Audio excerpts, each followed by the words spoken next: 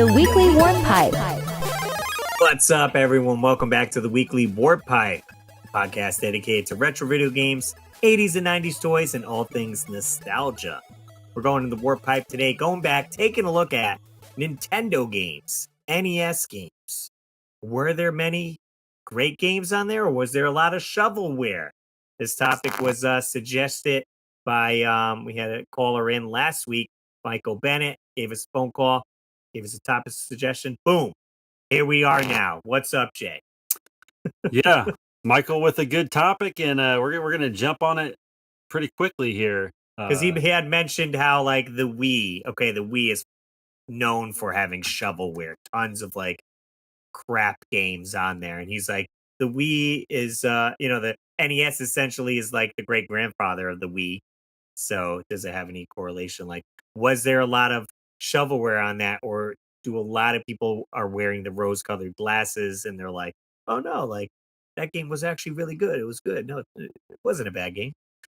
So here under my hand here are 10 games I have chosen that they kind of remind me of some of the shovelware Wii games. So we'll see what you guys think. Maybe I'm wrong, maybe you totally disagree with me, but I picked 10 games off my shelf. And Russ may have his own list, I'm not sure. But we'll talk about some of these games and kind of decide whether we think this is shovelware or not. But when I was thinking of the Wii, I was thinking of, like, they had, like, dart games and Right. lots of sports games and carnival games, and it's like Right. and part of the reason why I think the Wii got dumped with all this shovelware is because the Wii is very gimmicky with the motion With the motion controls. controls, yeah. So I think that the motion controls catered to a lot of games being, like, really basic and really almost like an actual game that you would play, like darts or or bowling, things like Well, that. so what's funny, because you say that, in one of the most popular games was Wii Sports with bowling, tennis, whatever. Well, I forgot what else was on that. boxing, which was a lot of fun, Okay. and baseball, I think. But Wii Sports was kind of done right.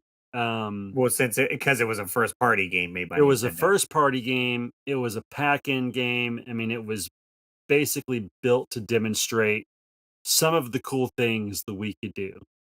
And it showed it off great. And it wasn't about the graphics. Because I think the little me characters are stupid looking. All the graphics on that was dumb. But I could play that tennis game for hours. Something about swatting that ball was so fun to me. Yeah, yeah. I even had it where I could roll my hand and do a backhand, and it would put a backspin on the ball. Oh, okay. I used to box so much that, like, I tore my biceps doing it one time Oh, because I would actually throw course. I would throw my fist out. Yeah, yeah. Baseball, I learned to cheat. I would just snap my wrist. I didn't do the full Oh, you didn't swing. have to go to full swing. And then the golf on there was a lot of fun too. That was a great game. But the problem is that companies try to do something similar, but not as fun and a lot more boring. I will chime in with this on the Wii topic. I thought it was great that some of the games that came out, they had like Wii snowboarding spelled WE, Wii snowboard, instead of WII, like the official, like Wii Sports, Yeah. WII. They're like Wii snowboarding spelled the other way. Yeah. It's like Mr. Pibb, Dr. Pepper. Yeah, exactly. Exactly. So dumb. Russ, do you have any NES games you want to start with, or should I just start pulling them off my stack here? Right. I just kind of went off. I didn't make a list or anything. I figured we just go kind of bounce off each other. And also, you guys have left us some comments, so we'll dive into that and kind of see what you guys said on there. But yeah, you could shoot out the first NES game you think. All right. So sticking with kind of my thought process behind the Wii, I'm going with the NES Anticipation, Nintendo's first board game.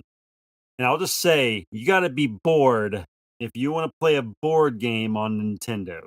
Right. I don't know what else is in your stack there, but definitely shovelware with those board games. Monopoly, of course, was on there. I never played into like. I guess the only appeal is you would get this if you had no one to play a board game with you, right? You Yeah. and your family wanted to sit down and play a board. I'll play it on the NES because I can play it alone. I mean, I would think that one of the, I guess, the positives about this game is it says party fun for all ages. So, say your dad doesn't play video games, or your mom or your sister doesn't play video games. Maybe you guys could all sit around the Nintendo, pop this in. It's easier than setting up a board game, pretty much, and play it. I mean, I can see the fun in this. I've played this before. It's not terrible, um, but it just feels kind of shovelware to me. Like, it's very weird that, like, board games are on an NES when you could be playing something like Contra or Ninja Gaiden. Right, right. I don't know, when those released in the life cycle of the NES. I imagine probably fairly early on.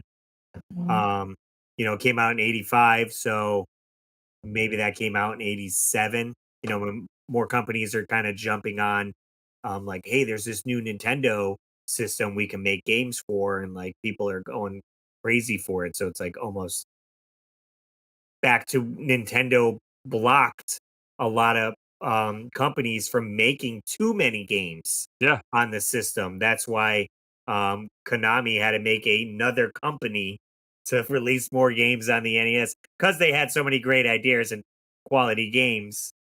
They that was their loophole around it, but Nintendo didn't want to have the issue of Atari having so much shovelware too, I guess. If you're curious, I could go get my NES guidebook, and I can tell you exactly when this came out, if you're curious. Oh, because what was that Pat's book that Yeah. has all the when everything came out? Do you wanna The know? thumbnail. I mean, might as well grab it. That's Alright, where let's see. we can let the listeners and viewers know exactly when these games came out in the life cycle of the NES. Because the earlier games, sometimes you didn't know the whole programming a lot, so maybe it didn't hold up as much or look kind of basic. And then when you got towards the end of the NES, some of the games look way better. They just got better with programming. Alright. Russ, your guess was 87. I'm gonna guess 90. I just feel like maybe it took a little while for it to catch on, but let's find out. Anticip- the anticipation's killing me. Dense. Let's see here. So many games. I still haven't gotten this book either. This is Pat the NES Punk's book that he put out, and Okay. it's got a lot of great Who do you information. think was closer, me or Russ? It was November 1988, so Russ wins. Nice. That's when Right, anticipation right came there out. in the top left corner. Yeah, yeah. So there it is. So we'll check them all as we go through. Nice. Anticipation. Yeah, again, it said a bunch of those board games certainly could be shovelware. Yeah. What else you got in your stack? All right, this is a different route. I saw this last second, but I thought, you know what? That's shovelware in my opinion. What about like games that they rush out, poorly programmed, and they slap a popular, you know, brand Or or franchise or a something? franchise, that's the word I'm looking for, popular franchise on it just to make sure it sells. Well, that, my friends, is exactly what this game is. The The Uncanny X-Men. the Uncanny X-Men Power Play series. This game is hot garbage. Poorly programmed, terrible graphics, and it's just not very fun. I would consider that shovelware with a very popular franchise. You see X-Men, you're like, I get to be Wolverine, I get to be Colossus, Iceman, Cyclops. Well, nobody wants to be Cyclops, but you know. Um yeah, it's terrible, and that's kind of what those Wii games remind me of. Like, just anybody could program some random crap and throw it Right. out there for 39.99, 49.99, and make a hot dollar. And Right. Well, it's like you're saying, so like, I think a shovelware, it's maybe they're they're biting off a more popular game or franchise and trying to cash in on that. That's Like right. oh, we could get this out quickly. Maybe the X-Men um cartoon was very popular, and they're like, okay, they had this type of platforming fighting game. Maybe we can make something similar, and we have the license to X-Men. And it's like they they failed often more than it hit with the licensed properties. Yeah. With a lot of those X-Men, um, Silver Surfer was notorious hard. You got all those like comic book type movies that came out. I think Spider-Man and the Sinister Six was like another one. So it was very hit or miss, but they were certainly like pumping them out and seeing, oh, the kids are going to see this on the shelf. They're going to want to buy it because they're either into the comic book or the cartoon. Yep. It's disappointment. And Russ, this came out December of '89. Okay, so still in the 80s with some of these. Still in the 80s. Because I was mentioning when you were getting the book, I feel like a lot of the earlier titles maybe suffered from them not knowing how to program well for the system. Where you get later into the 90s, like graphics are looking a lot better on the NES because of the kind of understanding, right? Kind of how to program it. Yeah. You have any you want to bring up? You already me keep burning through the list. I mean, yeah, you did mention a ton of those like sports titles, essentially. No, board game titles. I would say sports titles for sure. Oh yeah, there's like a baseball game, like 1,000 of them. Oh yeah. How many could you have on this? You got straight baseball, right? Black box title, which for graphics, it's almost like Atari. It's a little bit better than Atari graphics. But then you got what, Roger Clemens, I think. You got RBI 1, 2, and 3. You got Bad News Bears. You got Baseball Simulator 1000. Yeah. So they just ran with it. Ran with it. It was like that, and even I don't think there's nearly as many football games though. No, I think there was a few, but not as many as baseball games. Right, a lot of wrestling games too. Yeah, I could see that too. It's like you should have just had, I guess, WWF and then maybe WCW. Yeah, were kind of the two big ones. But then they had like pro wrestling, tag team wrestling. I think there was there one with the well, I guess you could count Muscle. Yeah, as wrestling. Yep, so many. All right, what do you got? All right, so up next, this is a flight simulator. Well, actually, it might be a little bit more than a flight simulator, but I've never made it much past the flying of the helicopter. But we have Infiltrator. Okay. And maybe there's some huge Infiltrator fans out there. I'm not one of them. Yeah, they did have a lot of these like plane games or tank games. Like, I mean, you can even say like Top Gun was similar to like, you're flying a jet. You're like, what's going on with this though? Like, how is it? Right. Yeah. I mean, Top Gun might fall right in that category earlier too. Like they slap the franchise on it. Slap a franchise on it, make a quick flight simulator, kind of rinse and repeat. You can barely land the plane unless you're a ace fighter pilot flyer like myself. Took me 1,000 tries to figure it out. Fair enough. But yeah, I would say that might be considered, I'm sure there's some flight nerd out there somewhere that thought it was amazing, but not me. Fair enough. And that game came out in 1990, January of 90. So right after 89. A little bit. We're slowly getting higher to the. I'll throw one in there that kind of came to mind. So the NES has a lot of RPG style games, right? They do.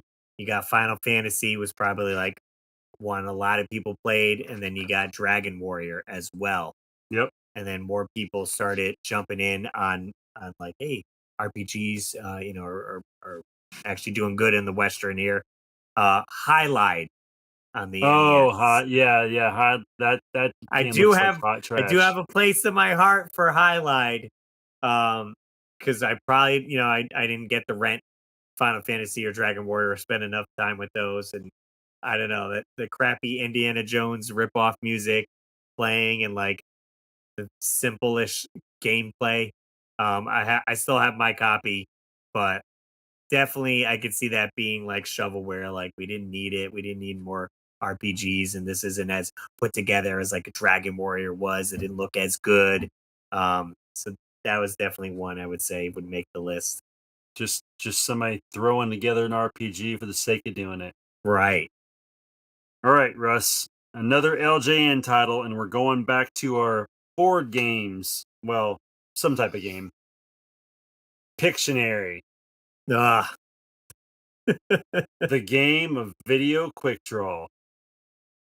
So yeah, I mean, it's just more of the same, you know. It's a game you can play at home. You don't really need an NES to play it.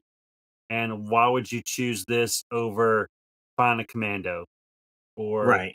Right. Batman or Castlevania? Something you can only experience on the NES. Why would you pick Pictionary? And I'm almost still like even they didn't stray away from this from current gen like systems of like I mean I think on the Switch you can still get like Monopoly or like any some of the board games and I'm like people are still like why you just play the board game like how much better can it be on the video game version? I mean especially on the NES the graphics ain't going to be looking too fantastic and the the buttons are limited on what you can do. Maybe, on the Switch, okay, you got better graphics, a lot of buttons, so there's a lot you can do with it, but board games on the NES, why? Why?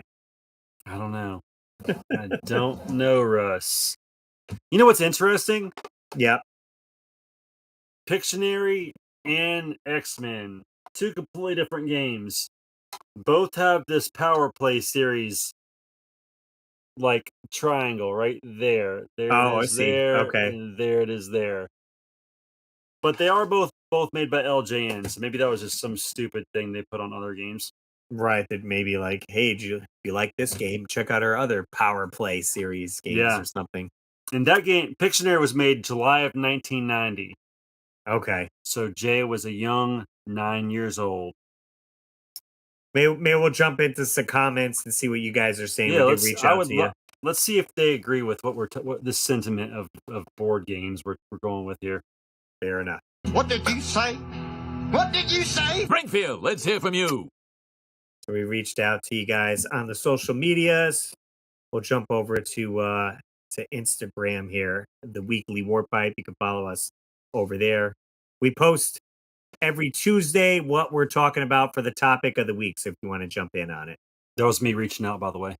All right. Retroholic16 says it is definitely full of shovelware as any movie or cartoon or popular property got a game, it seems like.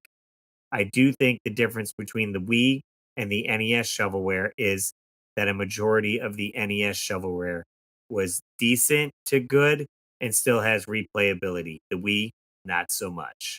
I'll give you that. Fair enough. The Black Cowboy says it's great. I guess he enjoys the shovelware. Yeah. Game Junction, what's up, guys? 100%. But some of that shovelware is incredibly fun. Can't knock it. I said it. We had Michael had suggested that are these people wearing like those rose-colored glasses and just with nostalgia of like I really did enjoy these games. Like they were great. Were they great, or we were just telling ourselves that because of the nostalgia feelings? Like yeah, I remember playing Pictionary. It was pretty fun in the NES. Like I don't know. I never played any of those games. I don't think as a kid. At least I don't remember doing. So Gotcha. Let's see. What'd you guys say on Facebook? We had Matthew Durkin comment on Facebook. You can follow us on the Weekly Warpipe there too. I think that a lot of the bad games on NES have to do with the fact that video games were still such a new developing market. Developers were still trying to figure it all out, both in game mechanics and genre appeal, and they often missed the mark. With the Wii, a lot of developers knew what they were doing was crap. but didn't care as long as they can make a few dollars. I think that's a really good point. You were Yes. right on the money. Back then, they were still trying to work some of this stuff out. Like maybe the people that made Infiltrator were like, "Sweet, we're gonna make this awesome helicopter simulator. It's gonna be fun. We're gonna put our heart and soul into it," and it just didn't quite hit, at least with me. Right. I But mean, limitations, to the system and limitations to your programmers who you have on creating these games. Maybe you do have a vision like this, but the programmers you hired don't know how to do that yet or don't know if they can with what they're given. or maybe they were limited, like the dude that made ET for Atari. He had a short time frame. He had a Yes. great idea in theory. He just didn't have enough time to execute the idea. Right. He was like, this is what I'm going to do. I need this amount of time, but they wanted it to hit that Christmas Christmas release, holiday. Yep. and they needed it to be done by this certain time to be able to print the boards, print the cartridges, package it, ship it. Like, so if they only gave him a few weeks, and he's like, this is bare bones what I can program in that time, and it could have been a better game. Yeah. What else we got? We got our community page over on the YouTube. If you go to YouTube, there's like a tab you can hit community, and there's separate posts on there. So we post it on there as well. And we got the bad guy, Mike. The NES absolutely had their fair share of shovelware. I think the range of great to bad games might be wider on the NES than any other system. You have some legendary titles on the NES, some all-time classics, and then you also have Dragon's Lair and Deadly Towers and games like that Yeah, Deadly Towers is pretty terrible. in highlight. Highlight. Matthew Barros. I'm pretty sure the Wii had way more shovelware titles. Yeah, I could probably say so. I was trying to look up how many games there are on NES and how many are on Wii, so we can kind of get that comparison. So we'll get back to you on that and see. You would think I would know. It's somewhere between like 600 and 700, I was depending gonna say on. I think 700. I don't know how many Wii games there are. I would assume into the thousands. Yeah, probably so. So I'll maybe check that up after. We got Calvin says, but there was the Nintendo seal of quality. I mean, it's a good point. It was there. They stamped it right on there. Right. Brian Burdick, as many crap games that came out on the NES, I'd have to say that Wii has so many garbage games. It was almost like a FFA for anything that could get published and out on a disc. The Wii kind of reminds me of the Atari. So many titles with no effort. That's a great point too, because I think that is one of the reasons for the big crash. And The- just anybody and everybody was putting out crap for the Atari, and because of the label art they used was so misleading, you know. Right, And the label art on the Atari games were realistic on the cover of the box, and oftentimes I don't know if they would put actual screenshots on the back, but you took a gamble. But the flooding of the market of so many games, the consumers essentially got fed up essentially, and then maybe weren't buying as nearly as many games as that were being produced. Much like this is what happened with ET. They literally produce more ET cartridges than there were Atari systems in hopes that future people would buy the game anticipating of getting an Atari system down the road or something like that. But they made way too many and had to put them in a landfill. if only Atari had a seal of quality. Side note, did you see there's going to be a new Atari system coming out? I did hear about that. That's kind of neat, actually. It actually blew my mind. Quick sidetrack. And it's It's not the VCS. I don't think it is, but straight Atari. So Atari, what I seen in the preview, Atari's putting it out. It looks just like an Atari 2600 with the wood grain and everything. It is HDMI. It comes with a game cartridge that has 10 games in it. and it is fully compatible with all the Atari original games. Sick. So you could just put your regular Atari Pac-Man in or Donkey Kong and play it through your HD TV because it's already HDMI out. Maybe I'll snag one. I don't know. I was like, that's phenomenal that you can use your old cartridges with it. I was blown away. I was like, there you go. That's how you do it. I only have one Atari cartridge. Okay. Well, that's not true. I have a bunch downstairs in the garage that are for sale. But only one will stay in my collection, and it is ET. But do you know why, Russ? No, I don't know this. I've told this story many times, but maybe you've forgotten. When I was a kid, I got a hand-me-down Atari. My mom and I were at a dollar store, in essence, and there was a big bin full of Atari games. My mom said, "Jay, pick out an Atari game. They're only 50 cents. Go ahead and pick you one out."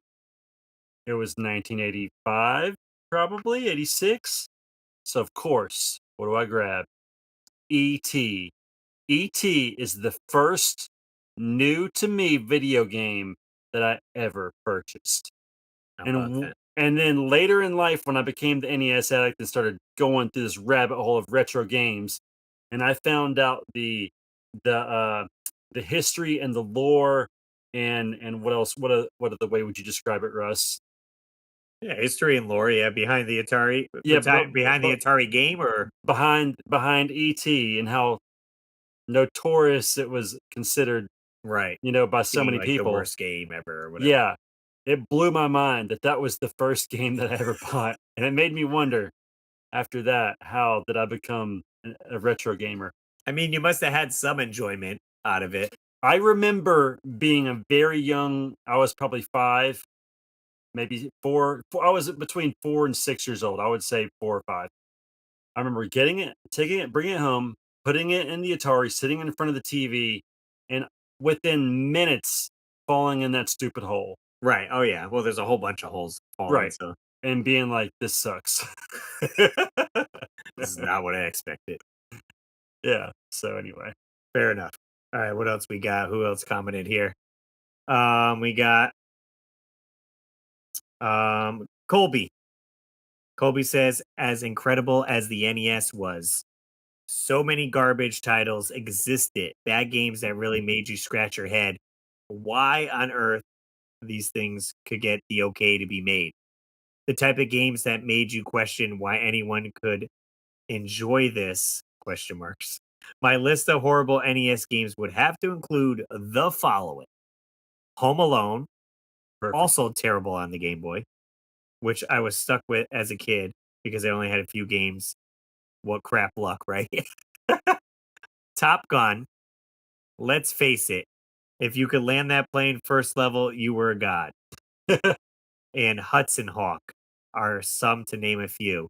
Now, the only reason I know about Hudson Hawk, because my friends over at Forgotten Cinema Podcast did an episode on the Hudson Hawk movie, and I kind of had them on a show.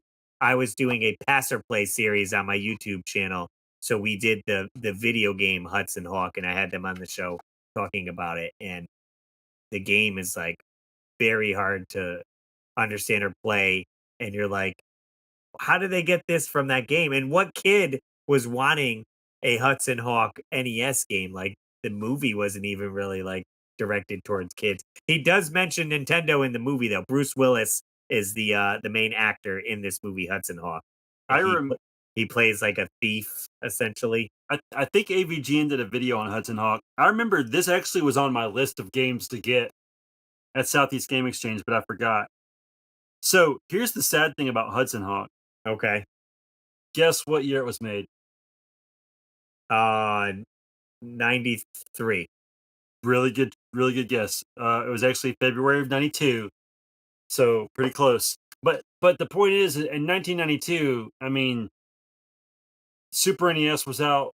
They were they had perfected how to work the NES. It should have been much better than it was.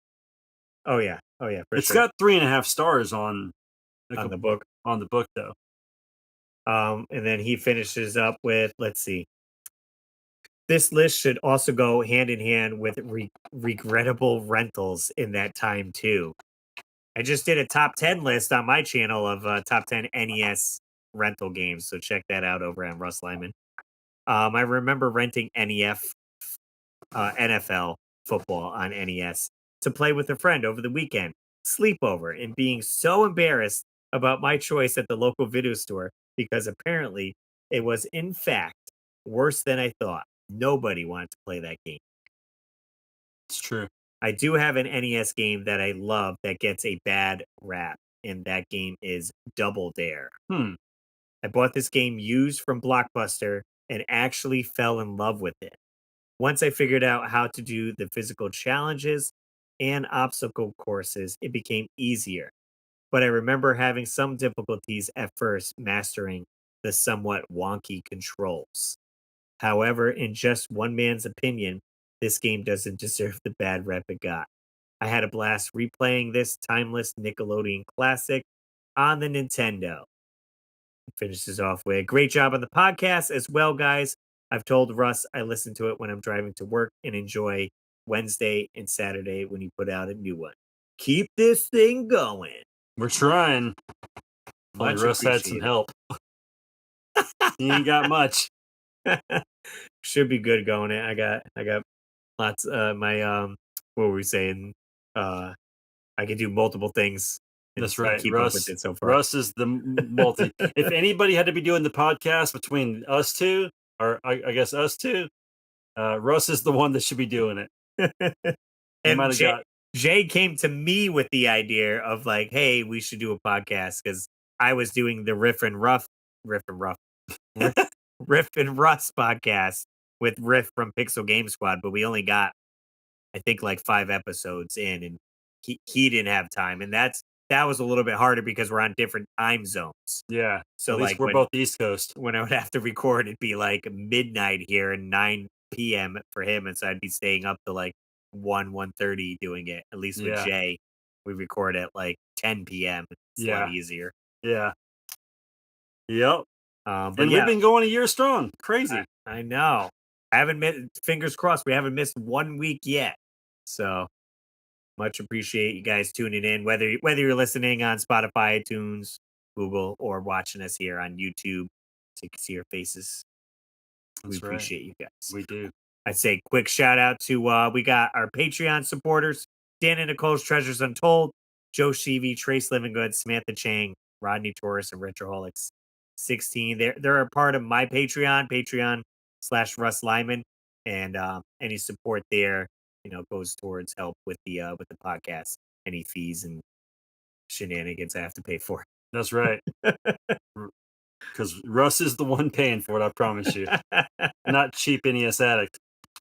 All right, you ready for the next game? Yeah, bring it up. All right. Once again, I keep going back to my well of board games. You mentioned it earlier. There's Monopoly.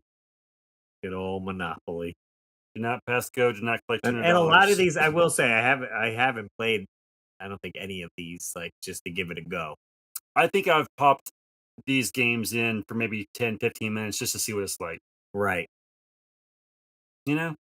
But we all know how long Monopoly takes to play, right? Right. Could you imagine playing 8 hours of this? I don't think so.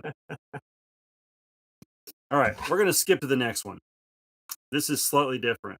Okay. I would also consider this shovelware, but I also don't think that I was the target audience.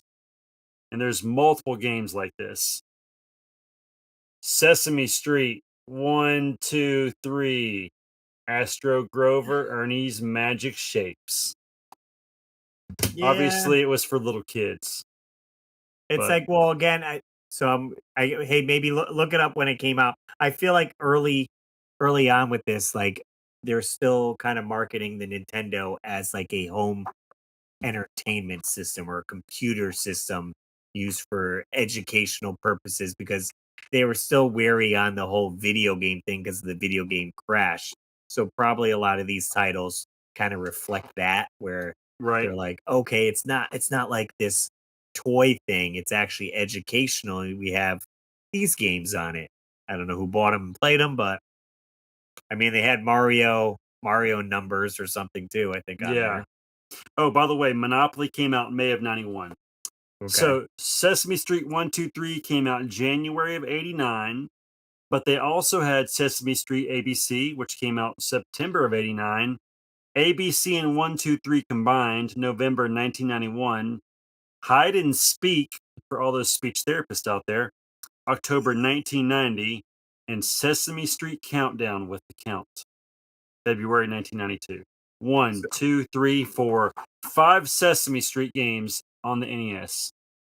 And they even repackaged one and like relit because you got a double pack and it came out again. Yep. That's it. Good ABC Lord. and 1, 2, 3. Nah, One bad. All right. What else you got? All right. The next one. Another game. I don't even know how to play this game. The only reason I bought this is because it had rad stickers on it. Othello. Othello. It's got a Wario and a Yoshi sticker on it. That's the only reason I bought that game. But once again, why not just play Othello? It's like, did they ever come out with a checkers game for the NES? I mean, it'd be like the same thing. They did come out with a chess game. I know there's battle chess. There is battle chess. All right. You ready for the next one? I'm burning through these. Hang on. Let's see when Othello came out real fast. URST. How do you say OP? OP. You down with OPP? I'm down with Ocean Pacific. All right. Just OP. Only one. Othello. December 1988. Okay, so there you go. Fair enough. A little bit older. All right, the next one. And maybe somebody out there would say this game is fun. You know, maybe you're a recovering alcoholic and going to the bar / pool hall is just not for you anymore. So you have to play Lunar Pool on the NES. I thought you're going with Tapper. Tapper? I know you said alcoholic. You're serving the beers. Well, you think of a pool hall, there's cigarettes and beers. Right. I think there's a few pool games on NES too. Other than Lunar Pool. Side Pocket. That's another one. There you go. It's like how many pool games you need on NES? How many pool games does one need? Let's see when Lunar Pool came out. Lunar Pool. This is challenging my alphabetical order.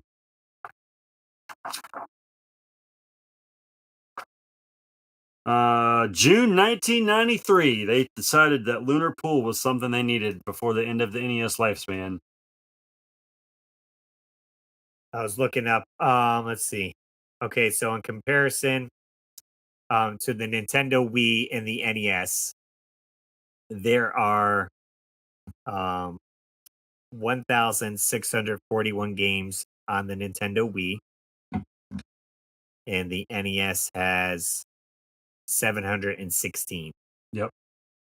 So 400 more options of shovelware for you.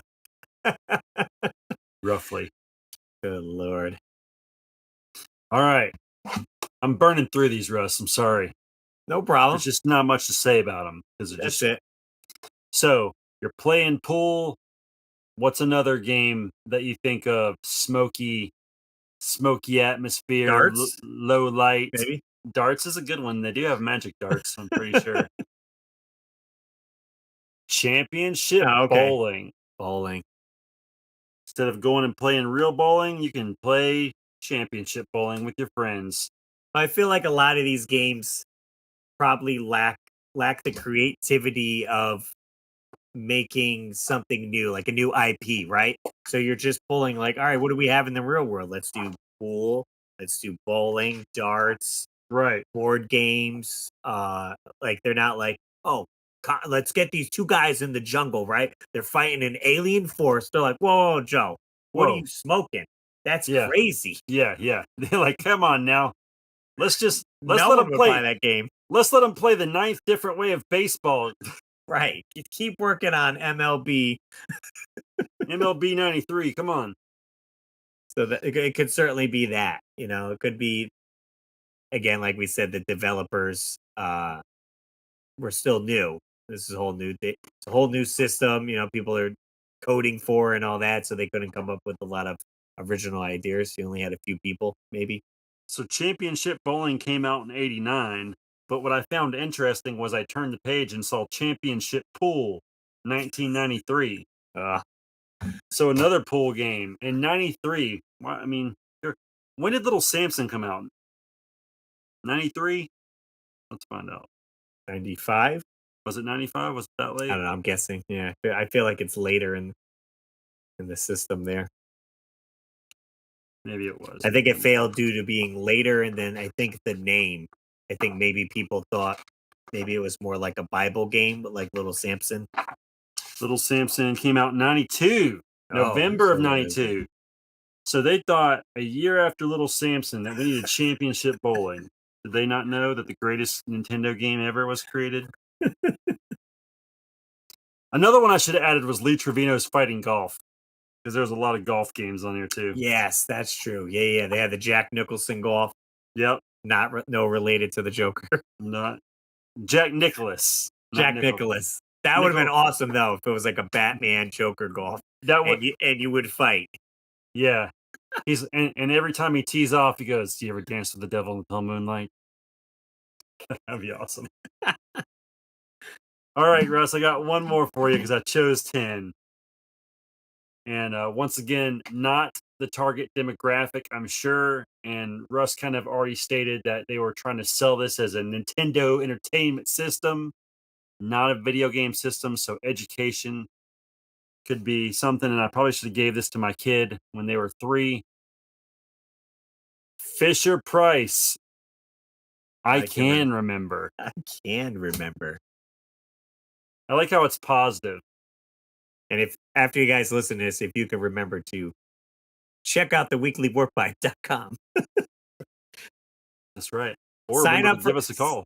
Sign up for my newsletter. I got a newsletter on the site. There's a page for that, and it comes out every 2 weeks. Lets you know what the newest episodes are of what I'm doing in the podcast, and gives you some behind the scenes. Yeah. And then you can give us a call. 949-682-9277. That's 949-682-WARP. To leave us a voicemail, future topics you want to hear, just let us know how we're doing.